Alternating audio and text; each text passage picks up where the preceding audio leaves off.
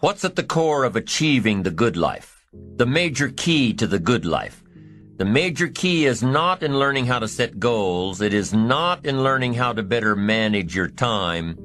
It is not in mastering the attributes of leadership. Every day in 1,000 different ways, we are trying to improve ourselves by learning how to do things. We spend a lifetime gathering knowledge in classrooms, in textbooks, in experiences. Now, if knowledge is power, if knowledge is the forerunner to success, then why do we fall short of our objectives? Why, in spite of all our knowledge and in spite of our collective experiences, do we find ourselves aimlessly wandering, settling for a life of existence rather than a life of substance? While there may be many answers to this question, the fundamental answer is the absence of discipline. Applying all that we know.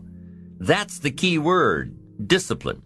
Self-discipline. We might add one more word here, consistent. Consistent self-discipline. Better than knowledge is applied knowledge. And once we've applied our knowledge, we must study the results of that process. Apply our knowledge, study the results. Refine our approach. Finally, by trying and observing and refining and trying again, our knowledge will inevitably produce worthy results, admirable results. And with the joy and results of our efforts, we continue to apply, to learn, to observe, to fuel our ambition with the positive reinforcement of continued progress. Pretty soon, we'll find that we're swept into a spiral of achievement, a vertical rise to success. But for this whole process to work for us, we must first master the art of discipline, self-discipline, consistent self-discipline. It takes consistent self-discipline to master the art of setting goals, to master the art of time management, to master the art of leadership, to master the art of parenting and relationships. If we don't make consistent self-discipline part of our daily lives, the results we seek will be sporadic and elusive. It takes a consistent effort to truly manage our valuable time, or we'll be consistently frustrated. It takes discipline to conquer the nagging voices in our minds, the fear of failure, the fear of success, the fear of poverty, the fear of a broken heart. It takes discipline to keep trying when that nagging voice within us brings up the possibility of failure. It takes discipline to admit our errors and recognize our limitations. The voice of the human ego speaks to all of us. Sometimes the voice of ego says that we should magnify our value beyond our results. It leads us to exaggerate, to not be totally honest. It takes discipline to be totally honest, both with ourselves and with others. Be certain of one thing: every exaggeration of the truth, once detected by others, destroys our credibility and makes all that we say and do suspect. As soon as a business colleague figures out that we tend to exaggerate, guess what? They'll always think we exaggerate, and they'll never quite hold us in the same regard again. Never. It takes discipline to change a habit, because habits are formed a little bit each day, every day, every day. Once habits are formed, they act like a giant cable. They act like a nearly unbreakable instinct that only long-term disciplined activity can change. We must unweave every strand of the cable of habits slowly and methodically until the cable that once held us in bondage becomes nothing more than scattered strands of wire. It takes the consistent application of a new discipline, a more desirable one to overcome one which is less desirable. It takes discipline to plan. It takes discipline to execute our plan. It takes discipline to look with full objectivity at the results of our applied plan. And it takes discipline to change either our plan or our method of executing that plan if the results are poor. It takes discipline to be firm when the world throws opinions at our feet. It takes discipline to ponder the value of someone else's opinion when our pride and our arrogance leads us to believe that we are the only ones with the answers. Now, if discipline is the key word and if discipline is the key action, then what exactly is discipline? One good answer might be that discipline is a constant human awareness of the need for action and a conscious act by us to implement that action. If our awareness and our implementations occur at the same time, then we begin a valued sequence of disciplined activity. Now, here's the other side of discipline. If there's considerable time that passes between the moment of awareness and the time of our implementation, then that is called procrastination. Doing it tomorrow instead of today. Procrastination, an almost exact opposite of discipline. The voice within us says, get it done. Discipline then says, do it now. Do it to the best of your ability, today, tomorrow, and always, until finally the worthy deed becomes instinctive. Procrastination says later, tomorrow, whenever I get a chance. In every circumstance we face, we are constantly presented with these two choices. Do it now or do it later. Discipline and procrastination. A choice between a disciplined existence, bearing the fruit of achievement and contentment, or procrastination, the easy life for which the future will bear no fruit, only the bare branches of mediocrity. The rewards of a disciplined life are great, but they're often delayed until some time in the future. The rewards for the lack of discipline are immediate, but they are minor in comparison to the immeasurable rewards of consistent self-discipline. An immediate reward for lack of discipline is a fun day at the beach. A future reward of discipline is owning the beach. For most, we choose today's pleasure rather than tomorrow's fortune. So how can you get rid of the easy distractions? How can you keep your mind on what you're trying to do? How can you keep an attitude of doing it all and doing it now? How can you make the choice of discipline over procrastination? How can you stay focused on your ambitions? You can keep your focus on your work. You can get it done today instead of tomorrow. You've got to really work on your consistent self-discipline on a daily basis, or you'll find yourself distracted. Distracted by negative thoughts, distracted by negative people, and pretty soon, depending on the type of people you've associated with, distracted by your doubts within yourself. Never underestimate the power of influence and associations, and never underestimate the power of your own consistent self-discipline. Now let's take a closer look at discipline, at the 3 steps to becoming disciplined. First, true discipline is not the easiest option. Most people would rather sleep until 10 o'clock than get up at 6.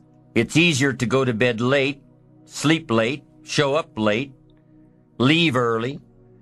It's easier not to read. It's easier to turn on the television than to open a book. It's easier to do just enough than to do it all. Waiting is always easier than acting. Trying is always easier than doing. Imagine what life would be like if we didn't have to make our bed in the morning, or keep our garage clean, or pay our taxes, or show up for work tomorrow. Wouldn't it be fascinating if we didn't have to do these things? Wouldn't it be fascinating? What do you suppose would become of us? You're right. Not much. For whatever the reason, the system we live in and contribute to is designed to make the easiest things in life the most unprofitable. Profitable seems to be the most difficult. Our world is and always will be a constant battle between the life of ease and its momentary rewards and a life of discipline and its far more significant rewards. Each has its own price, the price of discipline or the price of regret. We will pay one or the other. What we wish we had done is the voice of regret, speaking in a sorrowful tone at a time when there is no going back. This is regret. No second chance. No, what would I do differently? Choose one or the other, but both will have their price, the price of discipline or the price of regret. One costs pennies, the other a fortune. The first lesson of discipline is that it isn't the easiest option. The second lesson of discipline is that it's a full-time activity. And we've said that the best form of discipline is consistent self-discipline. You see, the discipline that it takes to make your bed every day is the same discipline necessary for success in the world of business. The discipline to organize your garage is the same discipline to organize your business. All disciplines carry through to affect all parts of our lives. If we're disciplined in just one area and lazy in another, guess what? Pretty soon, the lazy side will creep in and destroy the disciplined side. The bad habits in one area of our life will eventually destroy our self-discipline in the areas we've been working on. Consistency cannot be inconsistent. Discipline is the mind being trained to control our lives. Discipline is a set of standards which we've selected as a personal code of conduct. Discipline is imposing on ourselves the requirements for honoring these standards. Once we've adopted these standards of behavior and conduct, we're committed to honor them. And if we don't, then there can be no disciplined activity. We find ourselves announcing our standards to our relatives, our friends, our associates.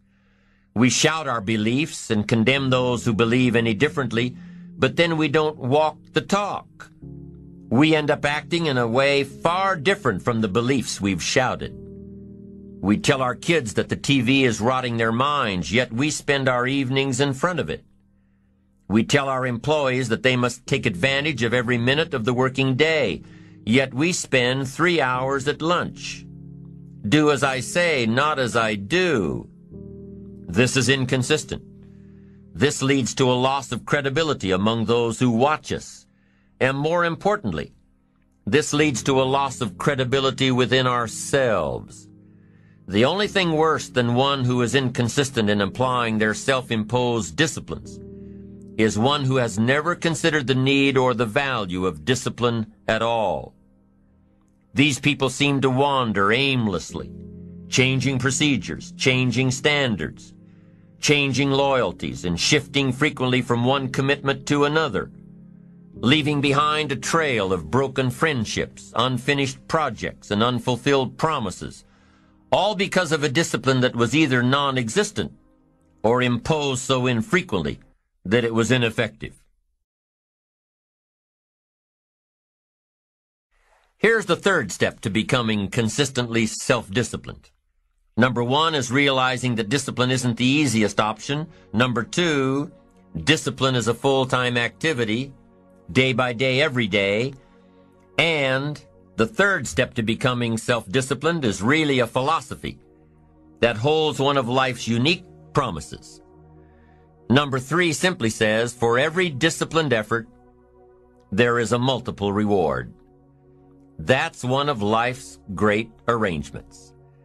It's like the law of sowing and reaping. In fact, it's an extension of the biblical law that says if you sow well, you reap well. Now here's a unique part of the law of sowing and reaping. Not only does it suggest that we'll all reap what we've sown, it also suggests that we'll reap much more. Life is full of laws that both govern and explain behaviors. But this may well be the major law we need to understand. For every disciplined effort, a multiple reward.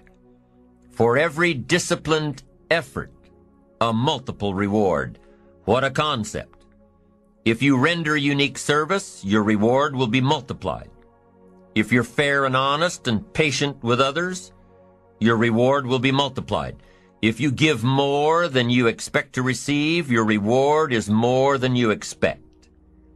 But remember, the key word here, as you might well imagine, is discipline. Everything of value requires care and attention. Everything of value requires discipline. Children require discipline. They must have a structure built for them. They must have boundaries to work within so they feel secure and comfortable to explore and grow.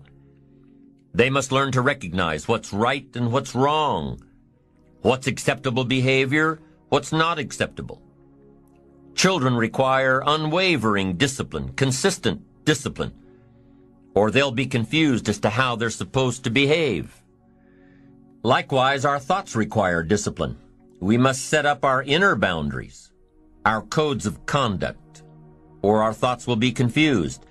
And with confused thoughts, we'll end up being confused, hopelessly lost in the maze of life.